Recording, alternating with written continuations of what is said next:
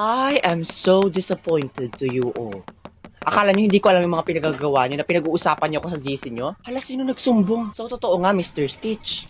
Wala na kayong lusot. Opo, ma'am, totoo. Bakit ko naman itatanggi? Totoo namang hindi ka nagtuturo sa mama mo pa mag-grades. Aba, walang ugali ah. Aba, walang utak ah. Wala kang naituro sa amin. Aba, napakagaling talagang sumagot. Eh, bakit ma'am, hindi ba totoo? Ay, tanda ko pa nga dati sinabi niyo sa amin nga kahit paupo-upo ka lang ay sumisweldo ka. Aba naman ma'am, napakapasarap ah. Manda kayong lahat sa guidance, kala niyo, lalo-lalo ka ng bata ka. Oo, humanda sa guidance dahil wala ka namang ituro sa amin. Puro katinda, kwento ng love life, landi kay Manong Guard, ang kate mo. Aba, bastos kang bata ka, paano mo nasabi? Gamit ang bibig, alam nga naman gamit ang ilong. Saka alam ko na kung sino nagsumbong sa iyo, si Jenny yun. Hala, bakit ako? Hala, bakit nga ikaw? Gulat na gulat? Eh, mas nagulat pa nga ako sa lawak ng noo mo. Saka parang hindi kayo close ni Ma'am Almorana sa'yo, pero ikaw naman yung naglalako ng paninda niya. Ang lakas mo pa nga mangutong.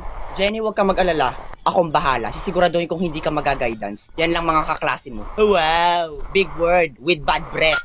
Amoy na nga alimuhok na putok ng kabayo eh. Kayong lahat, wala kayong pakialam kung hindi ako nagtuturo ha. Saka binababaan ko talaga yung grades nyo dahil deserve nyo. Saka kahit hindi ako magturo dito, sumasahod ako kahit wala kayong alam. Ma'am, paano ba yan? I-record ko yung sinabi mo. Saka wait lang ma'am, huwag na kayong mag-alalang agawin yung record kasi na-upload ko na siya sa Facebook page ko. Ayun, babay Ma'am Almorana, siguradong mapapatalsik ka sa school na ito. Saka isama mo yung minion mong si Jenny na mukhang ingron.